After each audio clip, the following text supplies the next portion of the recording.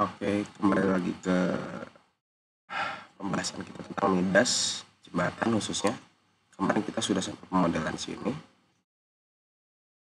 Abutmen kita kan sudah sampai pemodelannya. Lalu kita tinggal input pembebanan. Sorry, bukan ini.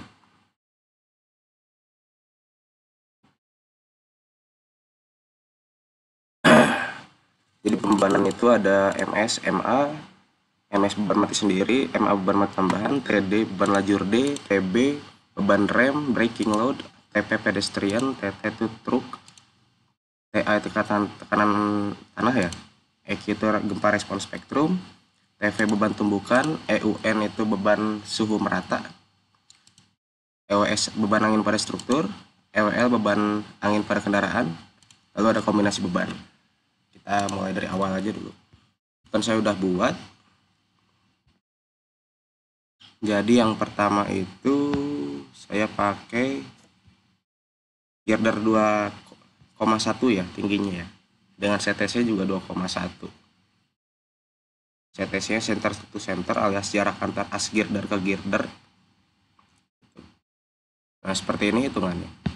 Jadi yang saya tekankan itu adalah saya memakai tributary area gitu.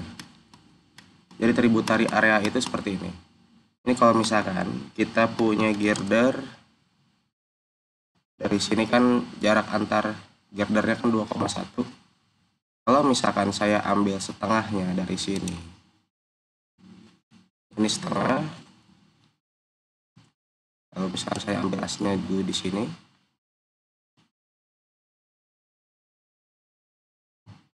Ini kan ketemunya di sini nih kira-kira.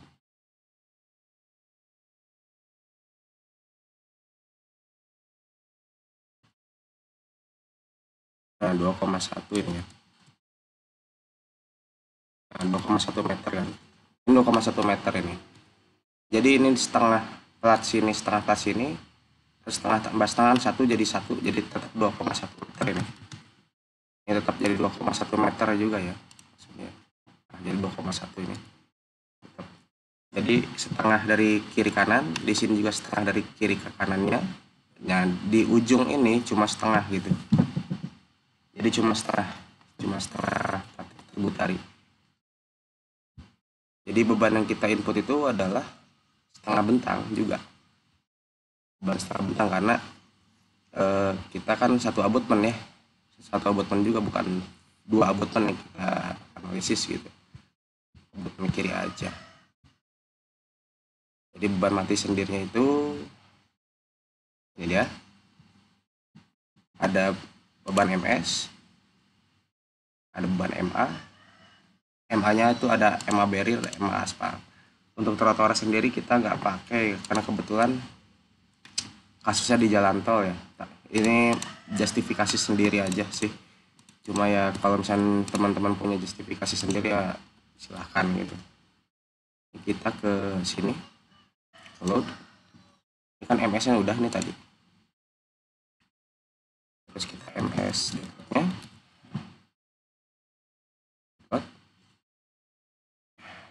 Kita MA barrier sama aspal ya. Barrier MA aspal sorry.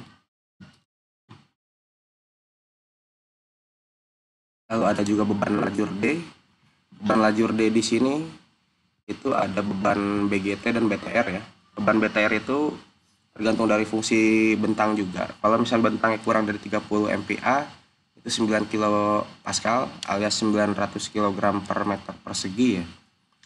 Lalu jika lebih dari 30 dari SNI sendiri yang ini ada persamaan di 28.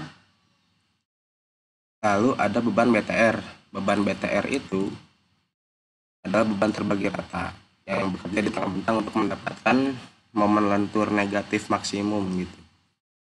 Jadi kalau misalnya kita ya skemanya seperti ini. Nah ini yang disebut lebar tributary ini. Jadi satu girder tapi di sini ya platnya sesuai dengan CTC-nya gitu. Jadi setengah kiri setengah kanan gitu ya. Beban yang kita input itu setengah bentang juga karena di sini kan setengah ke abutmen sini, setengah ke abutmen ujung gitu. Untuk BTR sendiri 49 kN per meter dikali dengan faktor beban dinamis. Faktor beban dinamis juga berfungsi pada bentang ya, fungsi bentang, tergantung pada fungsi bentang. Didapat di sini. Lalu ada breaking load. Bentar, kita ke TD dulu ya, TD di sini.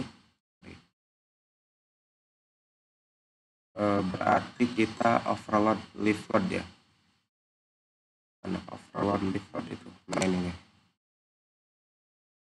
Terus TB ada breaking load, beban rem ya, beban rem, ada jembatan. Beban breaking load itu kalau misalkan kita bekerja, ini kan misalnya arah kendaraan dari kanan ke kiri ya, sini ya, otomatis kan friction daripada rem itu kan kita kan ke arah sebaliknya gitu.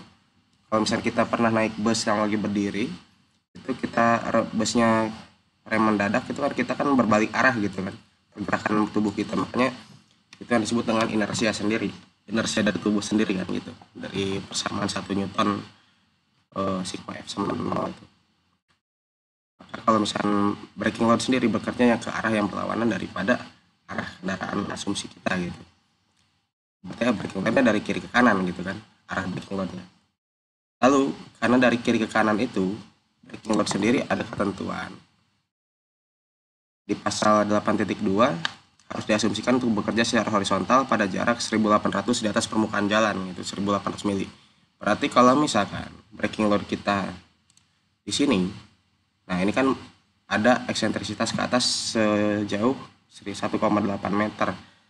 Eksentrisitas itu adalah titik tangkap resultan gaya. Kalau misalkan ada jarak, ada lengan, dan ada gaya, berarti kan timbul momen. Maka ada momen tambahan daripada braking load. Momennya bekerja mengitari, ini kan sumbu X-nya kan ke sini ya itu. Sumbu X-nya dari kiri ke kanan, sumbu Y-nya masuk bidang gambar, berarti mengitari, momennya mengitari sumbu Y alias MY gitu kan. Seperti itu. Nah seperti ini. Braking load ke arah kanan, berarti momennya mengitari sumbu Y gitu kan. Tuh. TB udah. PP pedestrian, karena ini kita kasusnya jembatan jalan tol, pedestrian kita nggak usah masukkan ya, asumsinya kecil sekali. TT ini beban truk sendiri sudah saya modelkan di ini sih. Nah ini beban truk sendiri itu sudah saya modelkan di girder yang midas saya yang pertama, saya muncul di video pertama seperti ini. Jadi untuk di di abutmennya kita nggak perlu lagi masukkan ya. TA, tekanan tanah itu ada tekanan tanah aktif dan tekanan tanah aktif akibat gempa gitu. Ini TA sendiri koefisiennya itu kita tinjau koefisien tekanan tanah aktif, terus pada saat kondisi at rest, pada saat kondisi pasif, kondisi aktif gitu kan. Nah, namun karena untuk dapatkan kondisi ekstrem itu kita nggak masukkan kondisi pasifnya, karena kalau misalnya dari sini ditekan terus kita pasifnya di sini, otomatis ada resultan gaya yang bekerja saling mengurangi gitu. Nah untuk mendapatkan kondisi aktif yang ekstrim, maka yang bekerja aktif aja karena resultan gayanya bekerja satu arah dan tidak ada reduksi gitu, reduksi daripada pasif. Lalu pada saat gempa kita pakai formula Mononobe OKB ya dari Jepang. Nah, ini udah menggunakan aproksimasi pseudostatik. Persamaannya ini tekanan tanah aktif dan pasif untuk kondisi gempa ini. Seperti itu. Ini kita masukkan TA aktif, tekanan tanah aktif maksudnya. Ini earth pressure. Lalu pada saat kondisi gempa.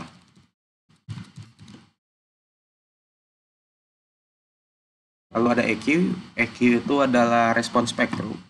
Respon spektrum sendiri yang kita tahu ada periode dan ada yang namanya di sini, sorry.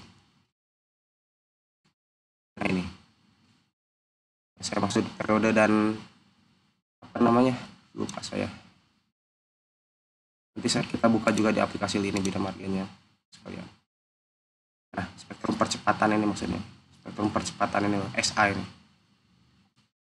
Jadi ada amplitudo yang menyatakan, amplitudo itu kan kalau kita di ilmu fisika gelombang itu, amplitudo itu adalah simpangan terjauh, baik simpangan di ke arah bukit atau ke arah lembah gitu kan.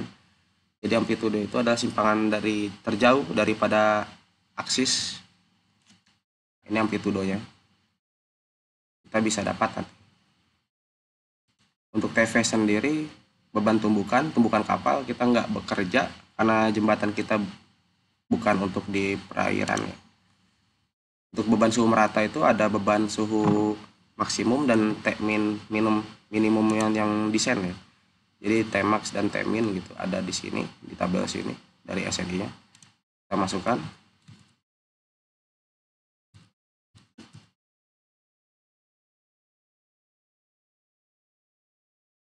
Ini temperatur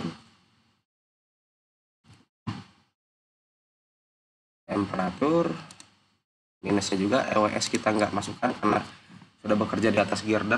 Nanti ya seharusnya dari girder yang kita rencanakan itu sudah masuk kombinasi angin juga gitu. Cuma untuk contoh yang kita nggak usah masukkan dulu lah, EWL juga ini. Nah, seperti itu.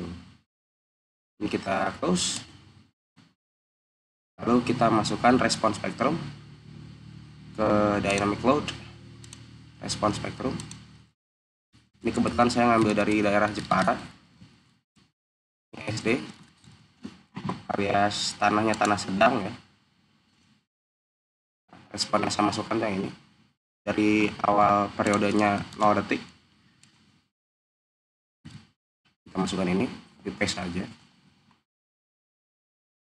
Lalu RS load casesnya ada gempa ke arah X, skala faktornya kalau ke arah X itu, ini kan arah X itu kan ke arah sini nih tampilannya.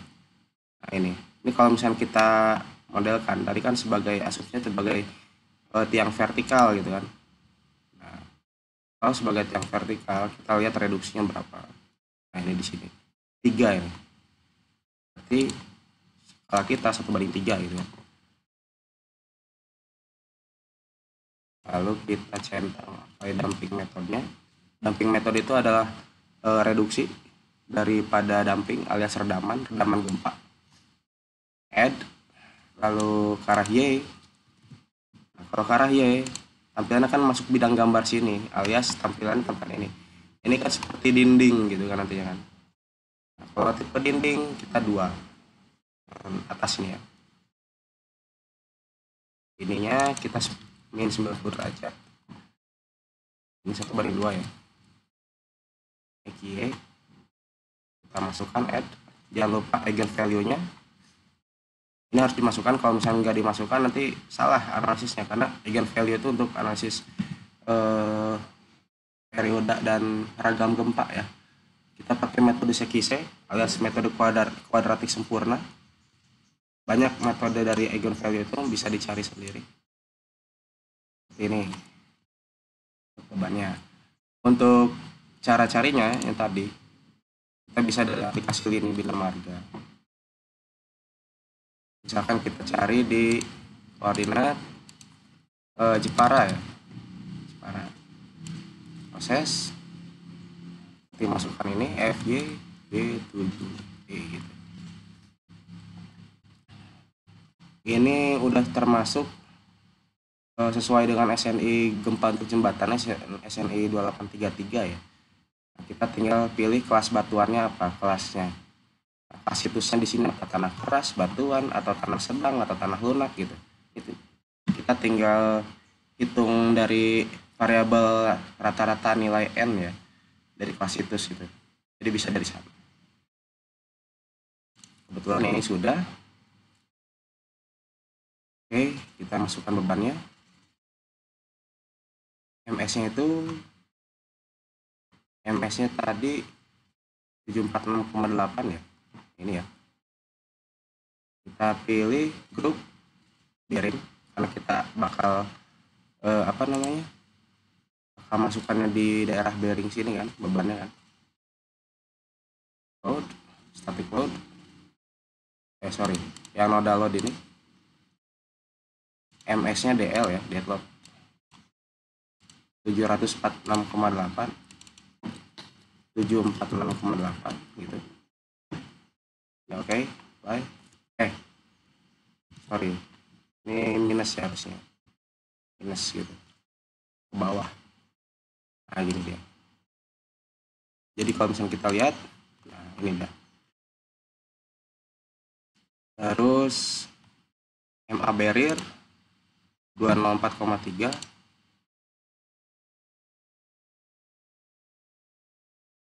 bukan software karena download ya,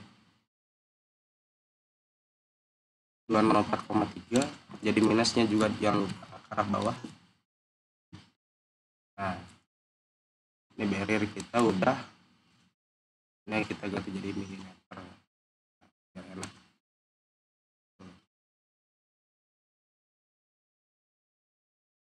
Terus kita ini selain barrier kita juga punya aspal 94,2, aspal minus 94,2 kilonewton. Ini sudah nih, aspal sudah masuk. Nah, seperti ini, aspal sudah. Terus TD kita punya 406,56,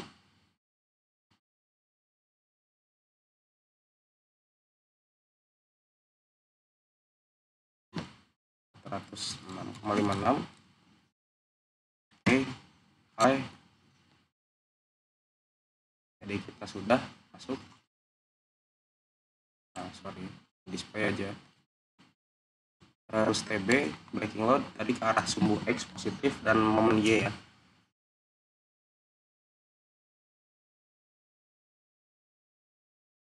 Download juga TB X positif, X itu pas 1,3, dan ininya momennya 74,3 ya, momen Y. Nah, seperti ini TB ya. Oke, ini TB sudah. TP kita nggak ada, TP nggak ada, TA. Nah, ini kita tinggal masukkannya. Kita pakai asumsi pressure load. Ini kita all-kan dulu. TB nya kita akan display. Kita pilih file cap, kolom, dan headnya karena kita bekerja di sini. Sign, nah aktifnya. Ini kita pressure load. Terus ke tekanan tanah aktif dulu. Jadi hitungannya kalau tanah aktif itu dari kecil membesar ke bawah. Kalau misalnya tekanan aktif gempa dari bawah tuh kecil membesar ke atas gitu. Jadinya di sana. Nah, jangan lupa juga di sini kan ada, tadi kita mendefinisikan elemen itu dari kiri, pojok kiri bawah ke kanan bawah, terus ke kanan atas ke kiri atas ya. Jadi sini nih. Ini besar dulu. Patokan dari situ. Lalu berarti harusnya kan besarnya dulu nih 11,78 ya kan.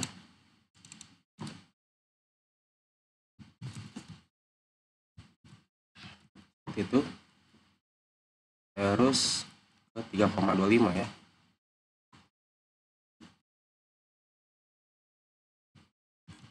Itu jangan lupa ini aktif, udah tekanan aktif. Dari sini kita pilih platnya. Nah ini dia. Jadi gini.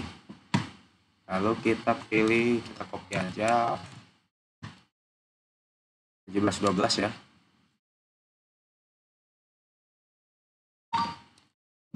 Terus ke 12 sini ya. Nah seperti ini. Terus lagi 22,45,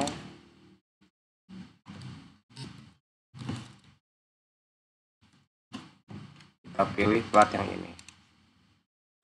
Kenapa di sini nggak dipilih pembanan? Karena di sini kalau misalnya kita nggak extract alias get 3D view, ini kan cuma garis aja sebetulnya. Jadi nggak ada untuk bidang yang harus kita kenakan gitu. Kecuali kalau misalnya di define section ya bukan sebagai plat dari awal tapi sebagai section. Itu saya bilang dari awal kalau misalnya sebagai section pasti berbeda hasilnya gitu. Ya tergantung dari justifikasi teman-teman sendiri lah. Lalu gempanya kita ganti. Ini kondisi gempa nih. Jadi dari bawah ke atas ya, ini gempa sudah kita ganti. Dari bawah ke atas. Nah, dari bawahnya kecil kan, semakin ke sini nih. 0, 0, lalu minusnya di 6,08 ya. 6,08. Sip. Ini kita ganti gempanya seperti ini. Lalu ke 12,17.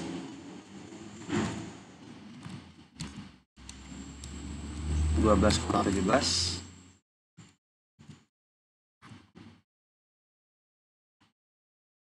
Apply. Di sini kita copy lagi ke sini. Ke 21,9 ya. 21,9 gitu. Di sini dia bekerja. Ini. Oke, lalu terakhir kita masukkan beban suhu merata ya. Nah, kita masukkan di sini ke sistem temperatur. Di sini Tmax. Tmax-nya itu 40 dan minimumnya 15. 40 derajat Celcius. Lalu di maksimumnya itu di 15 derajat. Oke, jembatannya karena pengaruh suhu itu bisa menyebabkan yang namanya deformasi juga gitu. Nah, seperti ini. Seperti itu. Lalu kita terakhir masukkan yang namanya masukkan yang namanya load to masses. Jadi kita harus mengkonversi beban-beban ini jadi massa juga supaya bisa di running. Sama barir ini kita masukkan satu-satu. Aspal, TD, TB, TA aktif, TA gempa, Tmax, gitu ya. Ini kita oke.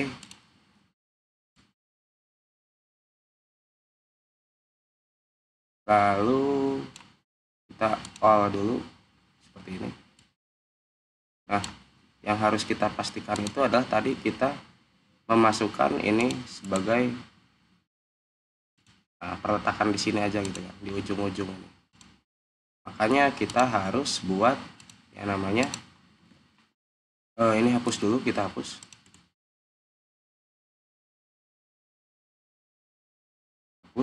Delete.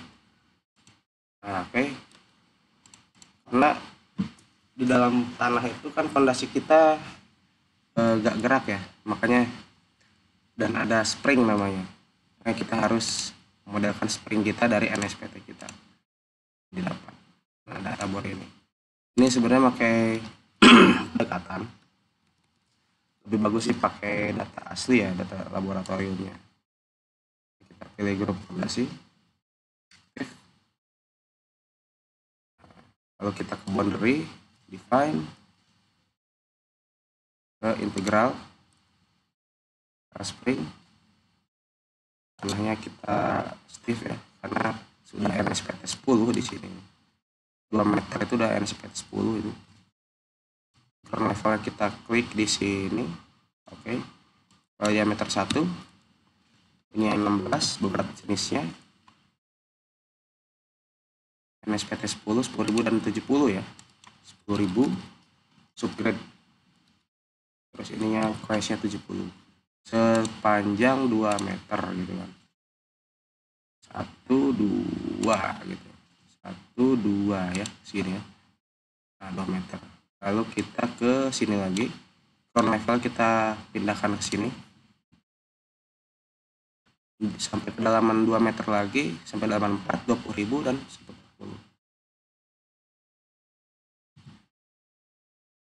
Kita pilih sorry dari sini 1 2. Nah, di sini setengah meter. Nah, di sini 2 meter lagi 15.000 dan 105. 2 meter lagi ya, 15.000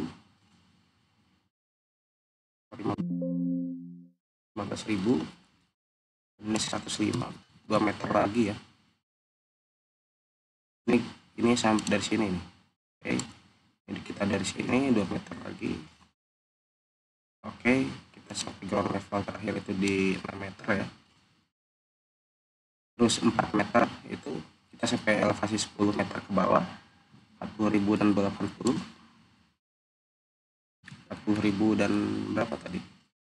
280 ya elevasinya.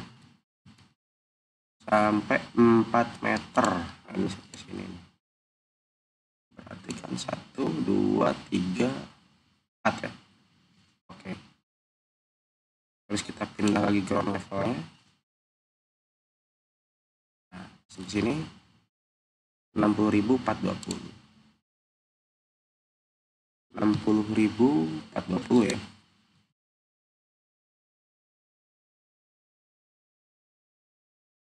Sip. Nah, ini dia sudah ini. Jadi poinnya linear spring ya. Linear spring di fondasi kita. Nih, coba kita cek apakah berhasil.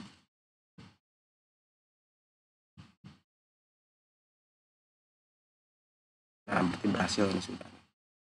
Coba lihat resultnya seperti tadi ya. Kita MS sendirian dulu aja. Legendnya dan deformnya kita mainkan. Nah, seperti inilah kontur yang kita harapkan tadi kan.